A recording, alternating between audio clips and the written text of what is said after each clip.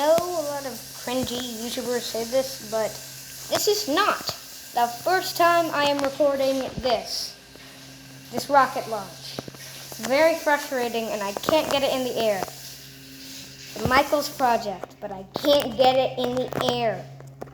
If this one goes wrong, we'll just have to deal with it and just forget about it on our YouTube channel because this is very frustrating.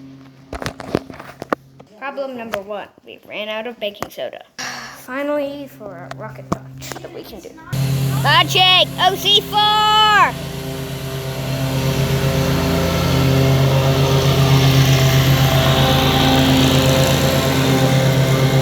Hey, it worked! It actually worked! Yes! We did it! Wow! It actually worked.